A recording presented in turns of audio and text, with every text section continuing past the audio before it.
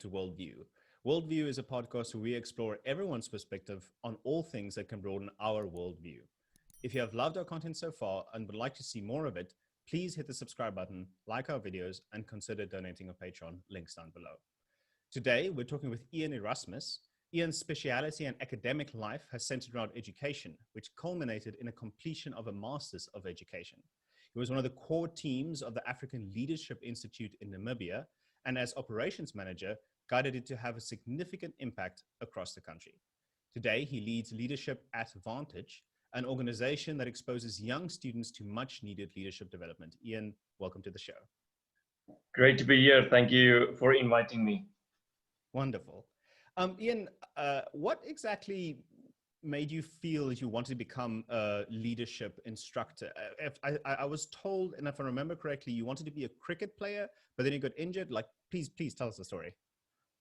Yeah, so I really enjoyed sports as a young man, a young boy. I really loved and enjoyed all kinds of sport, especially cricket as well. So my goal was to, in the end, play for South Africa cricket. But when I was 15, I had a tumor in my brain. And that led me to make some serious decisions about life and about the journey ahead. And long and short is I started to ask myself questions about how can I, as a white guy in South Africa, how can I make the biggest possible difference in our context and in the continent of Africa? That led me to spend some time in a missionary base in Zambia, in the night, looking at the stars, asking questions. What can I do as a white young man in South Africa to make the biggest possible difference? And three words came to my mind: African leadership training, African leadership training, again and again and again. And that's where I really started to explore this idea of training leaders to transform Africa. And that's where it started. The journey of training leaders to transform Africa started in Zambia, under the stars when everybody is sleeping, and asking myself, what can I do to make the biggest possible difference in Africa? So it started in Zambia. Sorry, could you recollect that? So you've then evidently traveled quite a bit around, because I know the African Institute started in was majority centered in Namibia. So you've been to Zambia, been to Namibia. Is there any other places that you explored as well for this for African leadership? So part of my studies was to journey and to travel to do some modules in Zambia as well, and which was an incredible journey for me, being exposed to so many different cultures, people from different cultural groups, etc. So that was a very enriching experience in my life. Then in Namibia, when I was working with the African Leadership Institute, we've also had experience and exposure to incredible amounts of cultural groups and so on. And I really loved it. I really loved working with the brown people, the black people, the white people, etc. So yeah, so I was doing training I was educated. Part of my education was in Zambia. Part of my training was in Namibia. We trained leaders in Namibia, but we also trained leaders from Lesotho, from Zambia, from the DRC, etc. So we had quite some exposure to different cultural groups in Namibia, which was, of course, an immense joy for myself. So I really loved it. It sounds like quite a broad, perspectives and everything you got. In what type of era was this? What was the year that the African Leadership Institute rather started?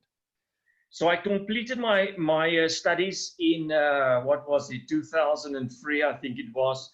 In 2004, I went to Namibia, traveled to Namibia we were just married at that stage, me and my wife, and we literally packed 2 backpacks and we went to Namibia and started to serve at the Rock Lodge, which is in Okahanya in Namibia, and started to work for the African Leadership Institute.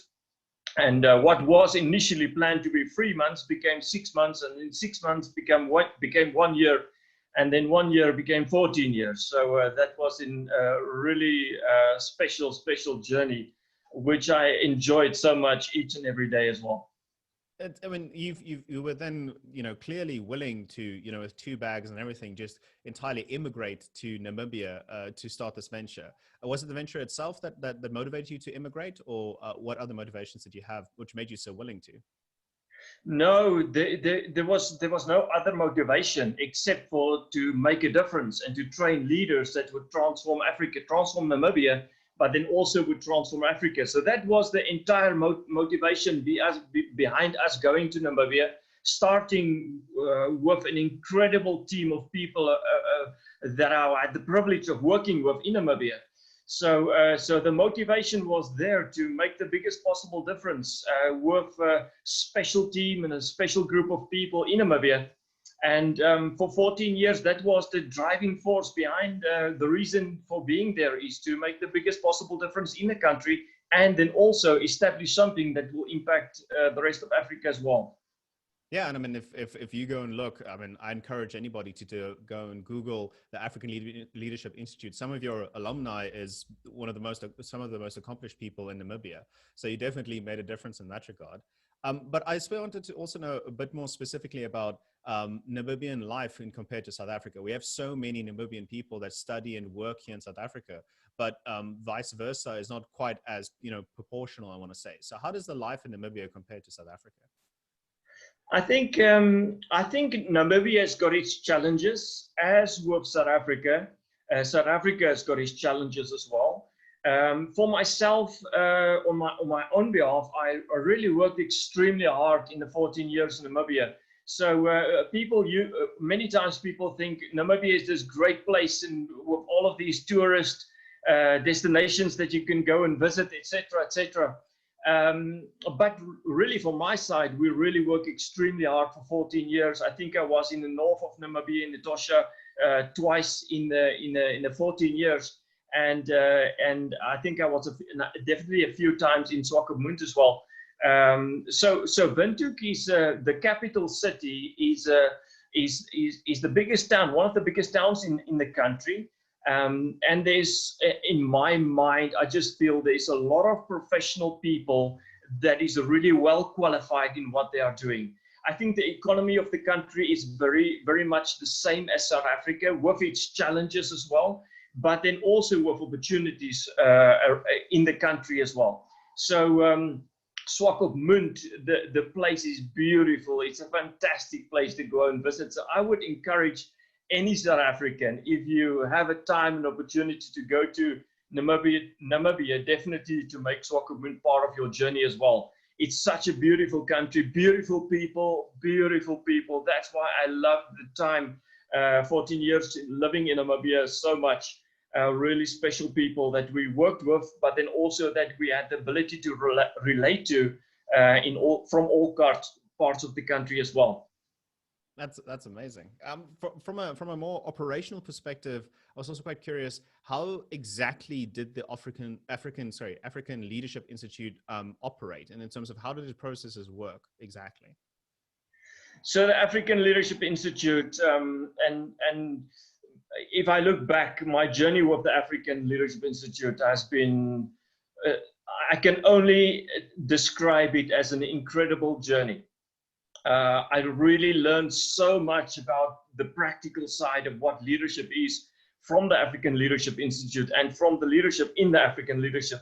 So how did it work? Very good question. So our trainings, the training in Namibia was accredited with the authorities in South Africa.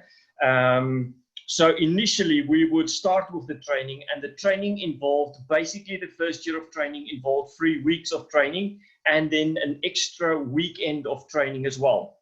So the first week of training would then cover a lot of foundational aspects of what leadership is all about, as that included personal growth and personal development as well.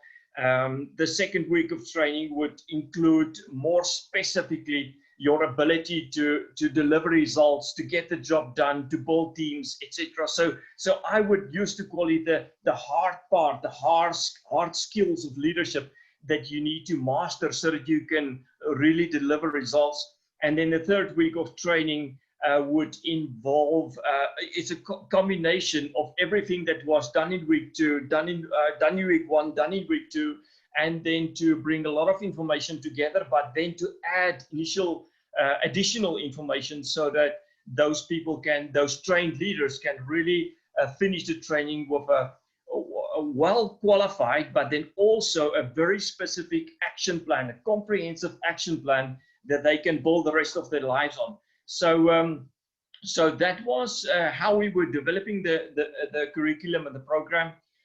What we did right at the start of the training, and I must say the founder of African Leadership Institute, Davi Fourie, was incredible in the process as well. So what we really did in the foundation of really before the training started, was to involve 60, 70, 100, 120 experienced professional people in Namibia from all parts of life to really help us to refine the curriculum. And those people then became involved as the faculty membership of the African Leadership Institute. So it was really incredible people that really knew so much about what they were teaching at the end of the day as well. And leadership is also it's also experience. You know, taking what you taught them in those courses in those couple of weeks and then applying it. I wanted to know, is there any type of, I almost want to say back and forth, like you train these people, they got the qualification, you know, that you said it's practically centered. So I'm assuming they then went and applied it. And then obviously, you know, they got some experience and some challenges that they didn't expect. The real world is way more complex. And then they come back to you, you know, what kind of feedback did you have with your alumni? Yeah, so very good question. No, absolutely true. Leadership is about the application of it, application of the principles, application of values, etc., etc. So we didn't just want to give the people knowledge. We really, from the start, from the first week of training, we emphasized the importance of application. So application of the principles, application of the values. That's why at the end of the training, those leaders also completed the training with a comprehensive action plan. So no, everything was based on what you need to go and apply. And then also those leaders were supported by a mentor, a very identified mentor that they themselves identify. They go through mentorship training as well, but then the mentor helps the individual student to really go and apply the principles that we've been speaking about in the training. And you've mentioned, you know, applying this and experience. I'm assuming you also experienced or gained a lot of experience from, you know, presenting this course. What were some of the most significant challenges about heading this enterprise? You learned a lot, but what are the challenges that you had to overcome to able to learn as much? Yeah, no, I learned much. I learned a lot, and I'm forever grateful for the people in Namibia, the team in Namibia, Davi Fourie, Roland Engel, Johan Dijssel, so many others. I can't even mention all the names. So many others.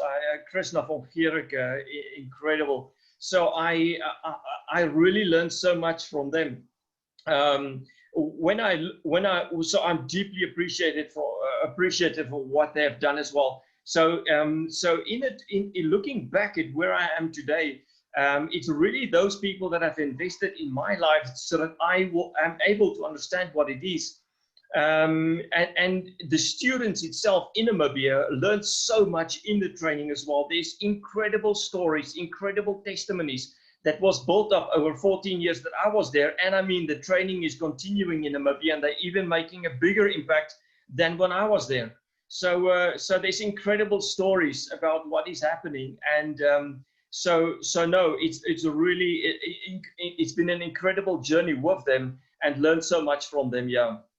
And from like the you know, the operations manager, where you had to actually manage some of the things that happened in the and organize how it worked, of that almost want to say manager perspective, what challenges did you face running the enterprise? Yeah, so no, I was the operations manager, and I worked really hard. I really put effort and days and weeks and efforts, and some days I would start at 7 o'clock in the morning and finish at 8 o'clock in the evening. So that's how many days the operations side was. I literally started in the morning and finished in the evening, and then we would do training for like 200 days in a year. So it was a lot of work, a lot of effort. To be able to be in the training process. My responsibility was to make sure that everything that happens in the training classes is of high quality and to make sure that the learners are in the process so that they can experience optimal knowledge in terms of what they are learning and then also applying. So it was really hard work. And of course, there's challenges. Of course, things happen. And of course, issues takes place, and you need to make quick decisions on your feet.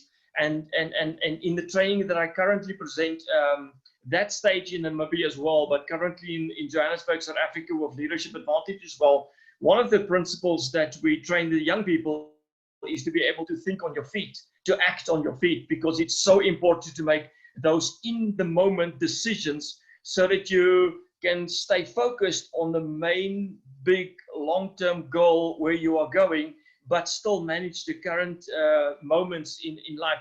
So for instance, sometimes things just happen that one of our facilitators cannot be there in Namibia in the training. We've got 25, 30 students in front of us, and the facilitator can't be there anymore. Yeah. And now you need to make decisions. So then we would either step in, play DVDs that we have recorded of those facilitators previously, or then thankfully, because of myself being so much involved in the development of the curriculum and the writing, I knew the content quite well. So some sessions I could step in and I could present it, but that was of course not the ideal situation.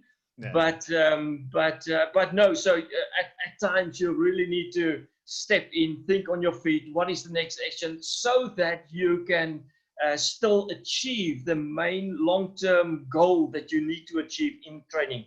So we had the 3 weeks of training in front of us. Each week we've got certain priorities that needs to take place. If something happens and we need to adjust and so on, I asked myself, what is the main goal here? What should be achieved, and what is the best options so that we can still achieve that main goal? But no, it was a lot of fun. Even those challenging times was a lot of fun, and I really enjoyed it. Are there any like particular moments that stick? You know, some things that you know, if you've committed to memory and will never forget about these type of events. Maybe like a challenge that turned out to be something incredibly positive, but like a specific story that you could share. I think there's a lot. I think there's many stories that of challenges that took place that we can really talk about. So no, there's a lot of stories, but maybe one story just very quickly is, and that's just a leadership story as well, is one Saturday morning we had training, one of the weekend trainings, and there was a facilitator scheduled, and it was 5 minutes before he started, and all the communication was done with the facilitator, and I didn't know what to do, but thankfully Davi was there. My superior, Davi Fourie in Namibia, the founder of the institute, was there, and I said to Davi, what do we do? I don't know what to do now, and he said to me, Iain, let's phone him. So we phoned the facilitator. We spoke to him. Davi basically said to him, sir, it's 8:30 now, or whatever the time was. You need to be here at 8:35 or something, whatever it was. You're not here yet, so I'm going to shift my session forward, and I'm going to ask you. No, I'm not going to ask you. I'm going to tell you. You need to be here in 1 hour from now. So Davi stepped in. He did his session.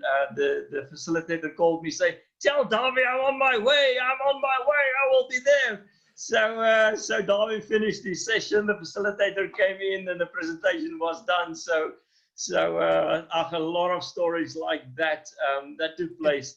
I mean, it's all about what you said about thinking on your feet and be able to take position when you need to, but also having a firm foot to stand on when somebody that made a promise is not necessarily following through on it. It's your position then to make sure that the candidates know. Then they have to, they have to take action. You don't wait for it. You don't make excuses. You do what needs to be done.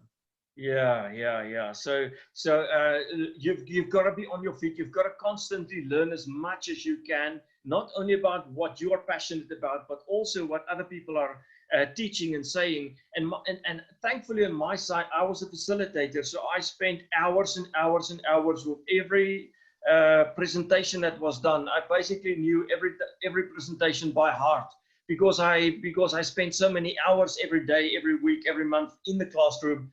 So that was a privilege from my side. So I was able to step in and basically help with anything. So, but I really loved it. I loved even the challenging situations. I really loved the process in Namibia. It was such an experience of growth for me. Even the challenges. The question with challenges is not, oh man, I'm frustrated, I don't know what to do. The question with challenges in anybody's life is, what can I learn from this, and how will I apply it better in my life in the future? So there was constantly lessons to be learned so that we can do things better. And I think at the end we had a process that was so good, that really impacted the lives of people so well. I mean, you talked about the end now, being able to look back, have that 2020 vision, the hindsight, to be able to look back at about the experiences. I was also curious, how does the African Leadership Institute compare now, perhaps, and do you keep contact with it in comparison to when you left it? Because we'll surely talk about your new venture that you're currently heading. Yeah, no, as I mentioned earlier, I've got immense respect for the work of the African Leadership Institute, for the leadership of the Institute. And I would recommend anybody who has the opportunity to go for the leadership training at the African Leadership Institute to do that. And as far as I know, and the stories that I see and the stories that I hear, is that they are growing and thriving even more than what I was there. So no, I really think they're impacting Namibia and Africa to a large extent, and I think that they will do it still very long into the future. So no, they make a real impact in the lives of people, and those people then go and make an impact in the lives of the operations and the places where they operate and work, etc., etc.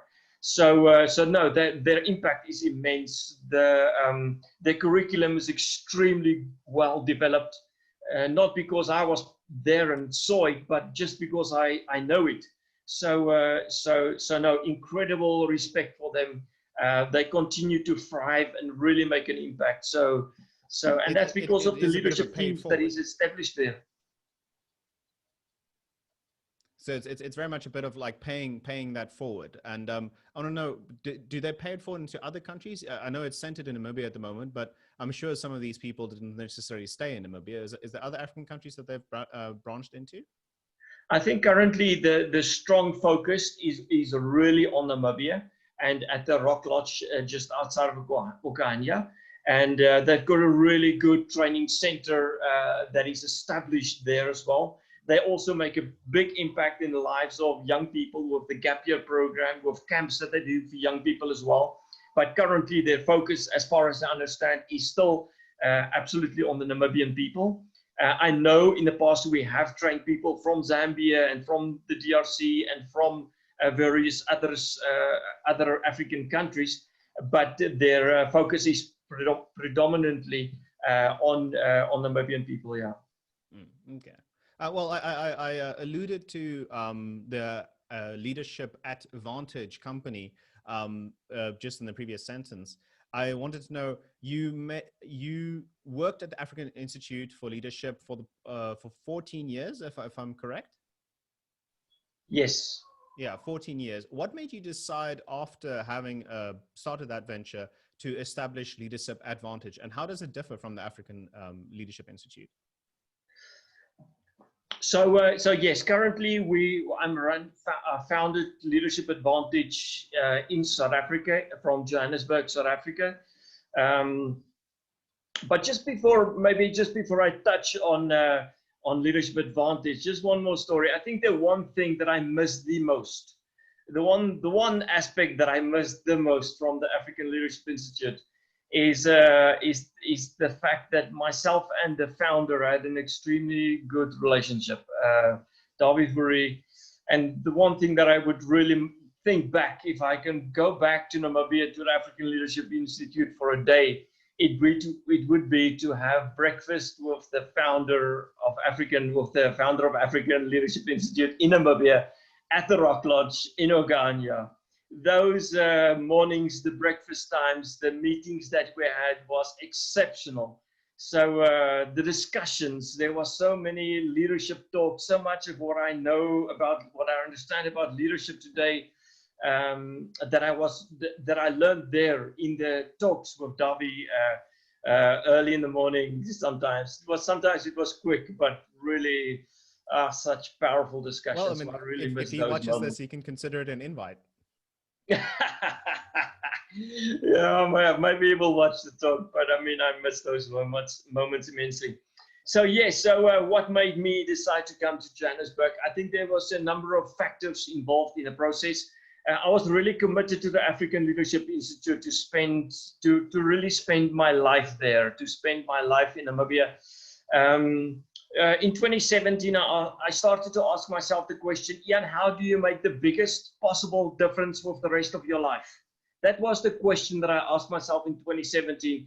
Iain, is this where you need to be? How do you make the biggest possible difference with the rest of your life? And I started to ask these questions to myself, started to read up about South Africa again, where I come from, where I was born.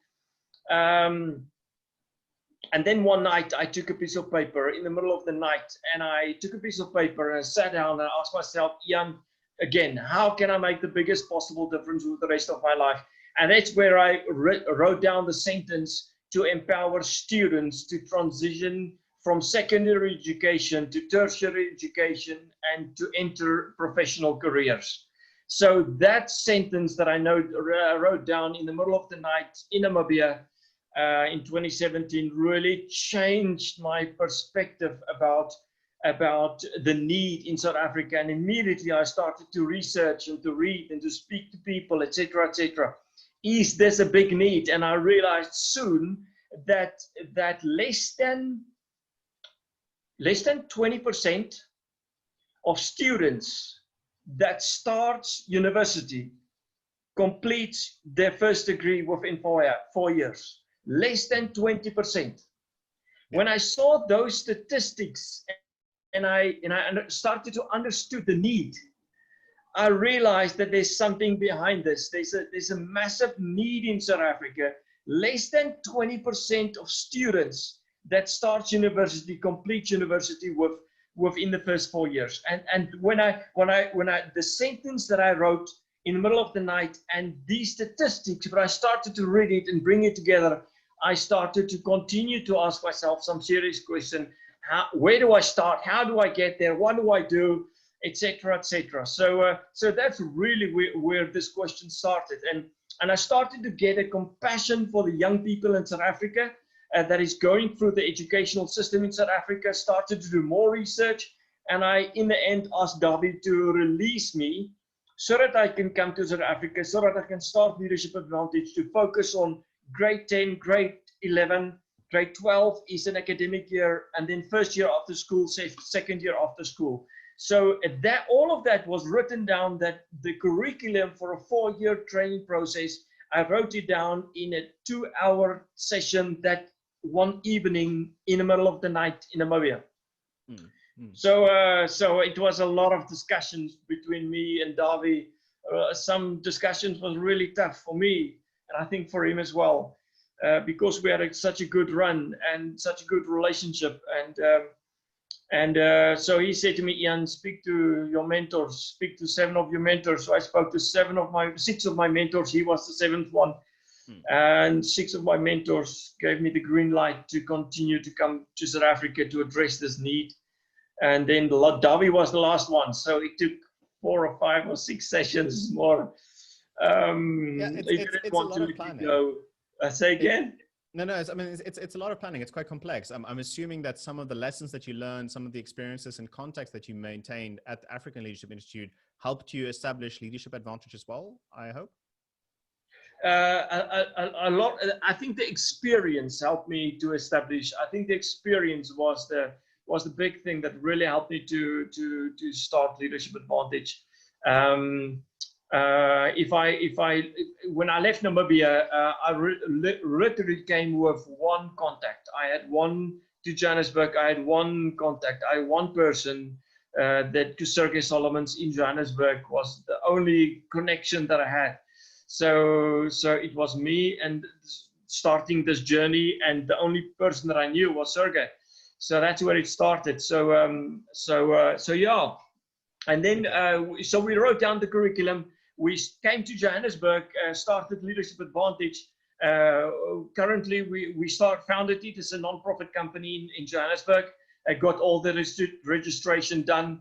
Visited 40 schools, 40 schools in Johannesburg. Asked them, can we come and do a presentation at your school about what we are doing? I did not get one meeting with a principal. Not one. In 40 schools. I did not get one meeting with a principal, not one. So wow. I asked them, the secretary spoke to them, phoned them, visited the schools. Can I introduce our curriculum to you? I visited 40 schools. I did not get one meeting with a principal. So we couldn't share with the principals our plans. Their experience is that their curriculum, their life is just so full. There's so much happening. So in the end, after 40 schools, I started to reach out to wider school base, and in the end, we got a school in Soweto, and the principal said, Iain, I'm giving you 70 young people now. I'm giving you the representative of the learners now, but Iain, they can't pay for the training. So then I started to engage with corporate South Africa, corporate Johannesburg, and very soon we got funding for the first training for 40 young people, and we implemented a training with massive impact over that period of the implementation. So we're extremely grateful for that partner. And after the first training session, we continued. First year, we continued with more training. So I think at this stage we've trained more than 200 young people with immense results and impact. Great stories that we hear from the young people. So that's where we are currently. From an operations perspective, you alluded to, for example, your partners in corporate that help finance this. This is actually quite an important part, and almost want to say an understated part, especially in a non-profit, where you don't exactly have, almost want to say, a product that necessarily generates its own revenue and helps you progress forward. So you have to go and actively seek out these partners that are interested in the development of young people from a moral standpoint, and then see the value in that, the obvious value in that, and then support it.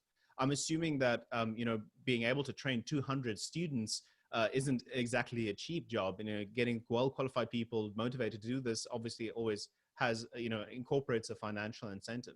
Have you received funding or support, at least from the state, from a business perspective, or is it mostly been corporates? And have necessarily the state or corporates have they been more of an asset? Have they demanded certain requirements of you, being more of a liability? But exactly how has that relationship worked out for you from an operations perspective? Firstly, I'm incredibly thankful for the corporate companies that have invested in the training already. Extremely thankful for them. We're really thankful to those guys. But maybe just initially, it's such a tough process for a young student in a disadvantaged community these days to engage, to move from secondary education to tertiary education into a professional career. It's an extremely difficult journey. It's an extremely tough journey, and the young people is not necessarily prepared to be able to take those decisions and take those actions so that they are able to move into a better place in life. So that's part of the reason why I think we've got such huge rates of unemployment in the country. So that's a massively difficult journey for the young people that I work with. So we prepare them in different ways to go through that journey as well. So that's from the student side. It's an extremely tough journey to move from school to university into a professional career. So we try to support them, to prepare them, to equip them, to help them to move from school into university and into a professional career. So that's maybe the first point. Secondly, the corporate's involvement through their corporate social responsibility programs are addressing a massive need in our context in South Africa. Part of the process of journeying from secondary education to tertiary education into professional careers is a tough journey, but then the corporates coming in to help us with the funding of the students is an immense support, so that we can implement training with these students so that they can take that journey. In the long run, preferably for Leadership Vantage, I mean, we know the impact that we're making. We know the difference in the lives of the students. In the long run, we hope to get involved with the Department of Education, that our curriculum can become part of the life orientation module or curriculum in the schools, because I think that's where we're going to have the biggest impact over a long-term period as well. So that's a long-term plan for us, is to get involved with the Department of Education with the life orientation curriculum. And I have tested it. I've tested the life orientation curriculum. I've aligned our curriculum that is so much in line with the, very much in line with the life orientation curriculum, that it can actually just slot in next to life orientation and be implemented at the schools. So, so no, we are the journey for the students is extremely tough. We are extremely thankful for the corporates that have come in to help those students. And I think long-term wise, it is that we become part of the Department of Education through the life orientation curriculum in schools as well. That's quite important, actually, mentioning life orientation, because I remember back when I was in school, life orientation almost to a degree wasn't taken as seriously as it needed to have been. Especially, I think it also stemmed from universities tended to not require life orientation mark as any sort of entry barrier to getting into university. So the students proportionally kind of didn't really care about it either, because the marks is what got you into tertiary education in the first place.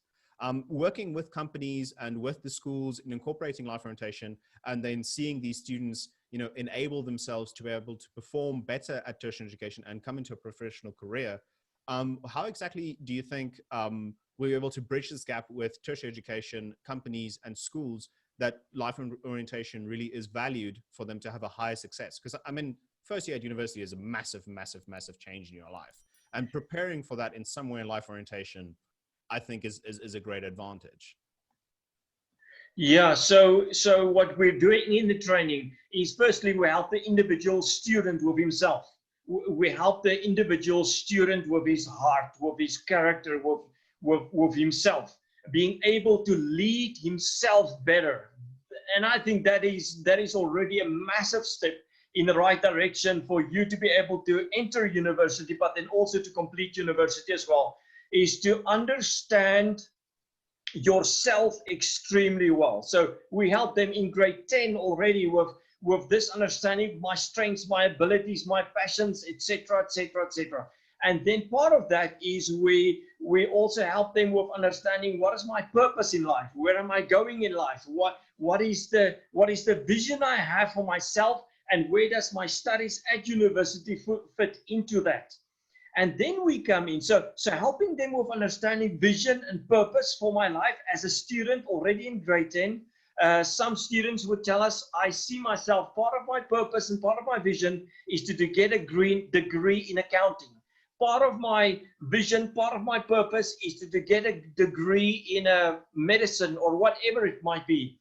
And then when they understand those things, not because of the financial benefits, not because of but because of the purpose and the passion that's in their hearts and in their minds already, then we come in and we help them with the ability to deliver results for themselves initially at school, their schoolwork, their goals, their support around them, etc., etc., their time management, their planning, the implementation of the plans, their accountability around them. So that by the time they complete grade 10, even before they complete grade 10, they've got a set of goals, they've got a set of plans, they've got a set of actions that is accountable, they've got accountability around them, and then they achieve those goals in grade 10. Then they achieve the goals grade 11, and then they go to university with an already achieved set of goals and for the next 7 years of their lives as well. So So what we do in grade 11, we challenge them to get to set up an action plan for the next 7 years of your life, with your purpose, with your vision, with the actions, with the goals, with the actions, so that you can achieve it. And then we tell them, if you make a success of the next 7 years of your life, achieving these goals, which includes completing university and stepping into your first employment, if you achieve these goals in the next 7 years of your life, you will make a success of the next 70 years of your life. And that's how we run the program. We empower many people do a leadership camp and a leadership weekend and a few leadership activities. But in my mind, you cannot develop a leader over a camp or a weekend. Leadership development is a lifelong process. So we focus very strongly in grade 10, in grade 11 on these goals, these actions that needs to be achieved, that comes from a sense of purpose in life. And then we tell them, okay, if you achieve the next 7 years goals of your life, if you achieve that, you will make a success of the next 70 years of your life. And I really think that understanding your purpose, not just I think, I've seen it. I've seen how understanding your purpose in life, having a clear vision with clarified goals for yourself, and you start to work towards it. I've seen how people become successful in that process. So yeah, that's what we are doing in the training, and I believe that really helps the young people, even at the first year of university, when they are challenged with all kinds of things. They continue to focus on what is my purpose, what is my vision, what is my goal, and we train them. We tell them in the training, listen, your first year after school is going to be a challenge. At university, what you need to do, focus on your purpose, focus on your vision, focus on your goals. Yeah, this is incredibly important. Developing the characters. In some cases, I've heard companies say that they don't really necessarily care as much about what they learned at university. It's more that how they learned those things, and the character development and the way of thinking that the company actually applies, the training they do afterwards. From this, I also want to talk a bit more about technical perspective. Us being able to talk and conduct this interview virtually is something that's obviously become way more important to the education realm with the lockdown situation and the pandemic over across the world. And I wanted to know, how exactly does Leadership Advantage get affected by these type of activities? Have you gone fully virtual? Have you been able to continue your leadership summits and training virtually, or how has the challenges been for you?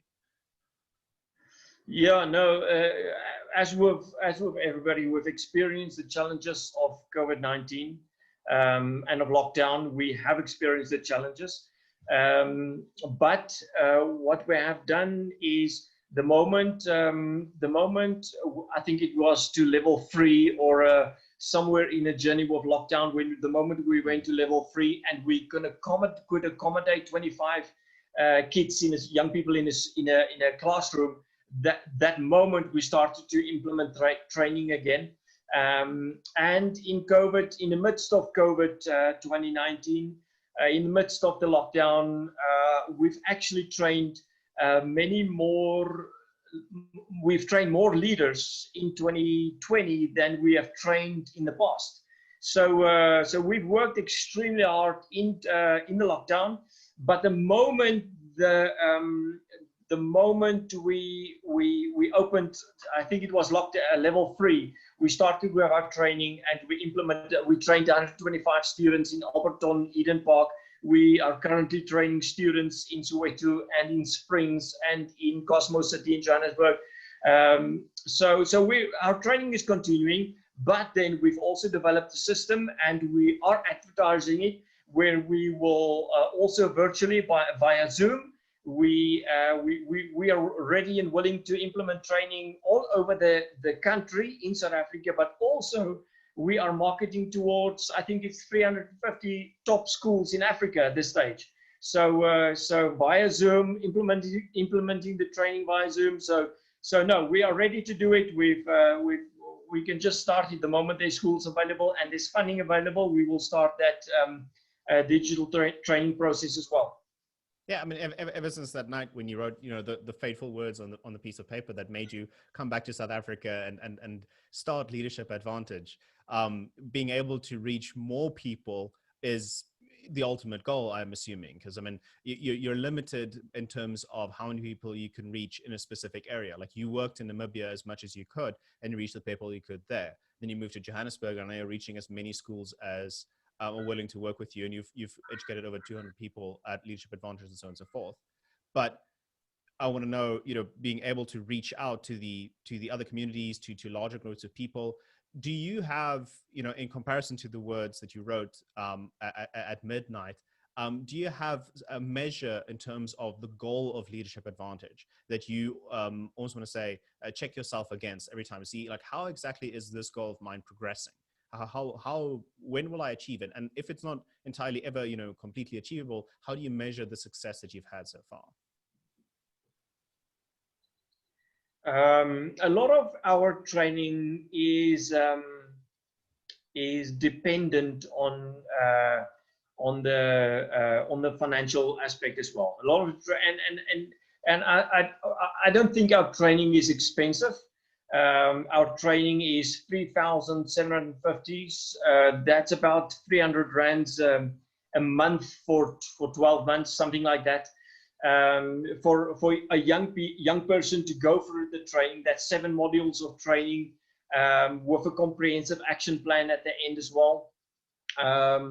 So I don't think it's a lot of money to be able to train those individuals, but it does cost money to be able to implement the training. So we are extremely grateful for the corporates that are already become involved in the process. And as you know that South Africa and the world and South Africa and Africa needs masses of leaders at every level of society. I don't think you are only a leader as the president of the country. I think President Cyril Ramaphosa needs massive amounts of leaders at every level of South Africa supporting him in the ventures. So I think at that stage we've trained 200 leaders, more or less. We are currently accredited with the Services CETA and the authorities in South Africa. So that student completes the training with an accredited certificate. We are a public benefit organization, so corporates that gets involved gets tax benefits as well, etc., etc. But I think 200 students, I think that's 0.01% of students in Gauteng. So we haven't made a massive difference yet, and that's our goal. That's where we want to go towards. In the past 2.5 years, I was personally involved in the development of the curriculum. I was personally involved in the implementation of the sessions, improving it, until the point now where we are currently training facilitators, and 3 major facilitators are implementing the training in our other areas as well. So we are moving towards a better place, but our goal is this. Our goal is to train 25,000 students annually in Gauteng. Currently, that's our goal. That's what we are working towards. And we're developing financial systems and structures and processes that we can achieve that goal initially, to train 25,000 students annually in Gauteng. And that will include a digitally based training process to students from top schools in Africa, so that those students in South Africa, but also in Africa, will become the next business leaders, CEOs, presidents, ministers of countries in the future in Africa. So that's what we are working towards. It's a huge financial challenge, but we've got very specific systems and processes that we are working on so that we can achieve 25,000 students annually. But why 25,000? That will allow us to train 1 million students within the next 40 years. And that's what we're working towards. And then I think I can go Rest. to my place of burial, whatever that will be. and go to heaven thereafter. So, but that's the goal. 25,000 students annually, 125,000 students every 5 years, 1 million in the next 40 years. That's what we are working towards. I mean, you mentioned, or at least I think I said, it's a bit of a pay it forward system. Like these leaders that you are creating with this program, they'll also be able to, or at least the hope is for them to be in a professional position where they can take apprentices and they can teach other people how to lead and push that forward. So your students might become, the teachers, and then, they'll teach more students. So hopefully this expands, exponentially almost. Exactly how do you have any feedback with the people that you've trained so far that have gone into corporates that may have come back and supported the business? Because from a financial perspective, that would be best if they saw the value in this program and they went into a professional era where they have access to funds to be able to feed back into the system and create more leaders that can generate more funds and so on and so forth. Is that a process you're looking towards as well? Or is it specifically focused on, you mentioned the Department of Education as definitely a massive access to people that you can provide leadership training for as your avenue to get to that 25,000 goal? Yeah, good question. Absolutely. We're looking at different avenues so that we can achieve the goals that we are working towards. I think the first one that we would like to get involved with is with the Department of Education. And I mean, then we train 1 million students basically in 5 years. And then it would be the empowerment of the life orientation teachers in schools so that they can implement the training. So that's definitely something that we are looking towards to work with the Department of Education. But then also definitely what we're working on, and we've just not been in existence for long enough yet to be able to do it. But what we're looking for towards is that those students that we've been training, that they in the end become facilitators in schools, being trained as facilitators at school as well. So that is starting to happen. We are currently empowering 12 facilitators. Some of them have completed the training and is currently in training with us as facilitators. So that is starting to take place. And then hopefully in the future, yes, those students that we've trained, if they complete their degrees, and I must say that some of our students have immense plans, immense opportunities and immense plans in front of them so that they can really move to top levels in corporate in the future. But it will take time and before they can have a voice in those decisions about the funding, etc. So that would definitely also be an opportunity. And then there was one more thing that I just wanted to mention is that, what was that now? I can't remember now, but yes. So sorry, I can't remember now. But it's quite important. It's a good point that you make. It's like the short-term plan and the ideal would be to get involved with the Department of Education and reach the most possible through that. And then the long-term plan is these people that you train coming into positions that, they'll be able to come back and help you again to create more leaders. But I mean, I also want to say, it just takes that person that went through the process, that knows the value of it, to be able to convince a company to invest in it, because in effect, they're then investing again in themselves because they're creating better students, better leaders that can apply to those businesses, which is kind of like how most bursaries work for companies. And absolutely. And then one thing that we are working on this stage, in fact, in January next year, we will kick it off. We are developing the documentation, etc. But one thing that we are working on, two things. The one thing is that South Africa needs entrepreneurs. Yeah. We need entrepreneurs. If we want to move this country to a better place, we need entrepreneurs. So we are not working on it. We are implementing a part of our training already is an entrepreneurial training process where we give those young people intensive documents at the end of the training, just before they complete the training. I think it's a 6 module of the 7 we give. So all the leadership aspects has already been established in their lives. Then we equip them to become entrepreneurs in the future, and South Africa needs entrepreneurs. So that's what we are doing. already in the training.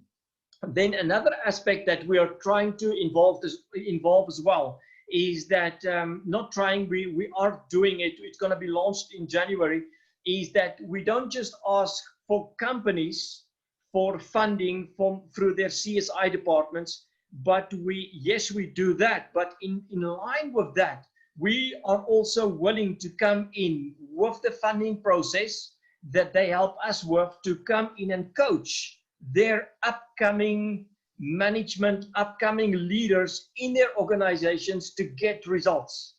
That's what it's about in our training, is to get results for yourself and to get results in the teams and to get results for the people and the place you are working with. So improved results, not just any results, improved results. And so we're currently working on a partnership proposal that we will send to companies in the future. And if companies are seeing this and they're willing to help us and willing to become involved in it, we will train the students in the schools, in the communities around those companies, and then we implement leadership training as well as coaching with those companies, with their upcoming managers, their upcoming leaders within that organization, so that organization can achieve better results for themselves. So that we will work extremely hard on early next year. I mean, we're already working on it. We'll just launch it early next year then. Oh, fantastic. For us to be able to end off of, you've mentioned that you've made fantastic memories over the different institutes that you worked on. Is there, a story or something that we can end off with that you particularly remember about Leadership Advantage and the work that you've done there that you'd like to share?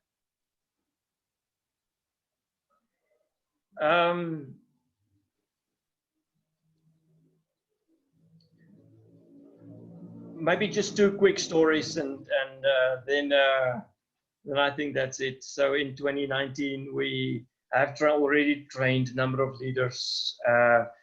It was tough around us. The funding was struggling to come in for a new group of school. It was really tough, and I really asked myself tough questions about this journey ahead, and is it working, and what should we adjust, and how do we do it? And I really didn't have answers. So usually what I do is, you guys maybe in Stellenbosch would know that if you go through tough times, you go for a run or a hike to the highest mountain around there. So I asked myself, where's the mountains in Johannesburg? There's no mountains here. So I asked myself, Iain, where do you go? Because I needed inspiration and things in my life, and I asked myself, where do you go? So I Googled, what is the highest and the tallest place in Johannesburg? So Google, the answer was, go to the Carlton Hotel. The Carlton Hotel, at the top of the Carlton Hotel, 50 stories up, there's a public area, and you can look, and it's windows, and you can look far and wide. So I took my motorbike and I drove to the Carlton Hotel, and I asked the people, where is the top of this building? And remember, I was really at a tough place then. I really didn't know what is my next action. And I asked the people, where's the top of this building? And they said to me, oh, you want to go to the top of Africa? And I said, yes, that's where I want to go. So being a person that has got a passion for this continent and to train leaders in this continent, when they said the top of Africa, I thought that was it. So I guided me and asked more people, because I lost the direction. Where's the top of this building? Oh, you want to go to the top of Africa? And then they guided me, and then there was this little place there on the side where you buy the ticket. And I bought the ticket, and literally on the ticket there was this words, the top of Africa. That was what it was called. So I got the ticket, and the next moment I heard a big noise behind me.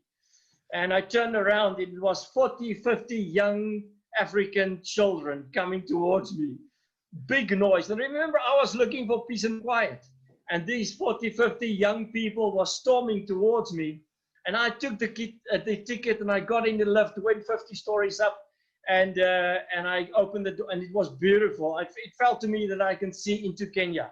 That was so beautiful up there through the windows, and it's so beautiful. So I was there, and I started to ask myself questions to get this inspiration that I needed. And the next moment, the lifts opened up, And it was these 40, 50 young African children coming through the door, shouting and screaming and doing running and making a big noise. And I thought to myself, where should I go now? There goes my peace and quiet. And to get answers for the journey ahead. And the next moment, while these young people was playing around, I had the voice inside of me saying, Iain, you wanted inspiration to continue with just this journey to train leaders to transform Africa. Iain, look around you. Those are the next generation of leaders in South Africa and in Africa. Don't give up on this journey to train leaders to transform Africa. So that morning on the top of Africa, I made a promise to myself, and I made a promise to those kids, and I made a promise to the young people in Africa that I will not give up. I will not give up. I will continue to pursue this dream. So that's one story, and the other story that is just inspiring me the whole time is we get a lot of feedback, and people can go to our LinkedIn page and go to our Facebook page and Instagram. There's a lot of testimonies of students about the impact of the training. But one that I will never forget is a young grade 10, she's currently in grade 12, lady in Soweto that wrote the sentence that said, the Leadership Vantage training inspired me to be successful, but then to help other people also become successful. And I think that was such a great summary about what leadership is all about. That's what leadership is. You work extremely hard that you become successful, but then you empower other people that they also become successful, because it's not about you as a leader, it's about those people around you. And I think that young grade 10, at that stage grade 10 lady, captured it so well that she said that I want to be successful and then help other people, empower other people that they can become successful as well. That's amazing. And I mean, as a leader, I think it's either a common saying or well known that as a leader, sometimes to be the best leader, you need to be in the lowest position. You need to be the servant of other people. And I think those are the people that you're training. Iain, we thank you so much for your time. Is there anything else you'd like to add or plug before we conclude this interview? Just one thing, and that is what I believe leadership is all about. Leadership is about 5 words. Leadership is about 5 words, and that's how we send our students out of the training.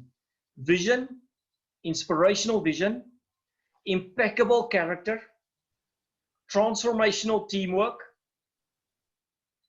productivity. Leaders need to be productive. And the last one is about delivering of results.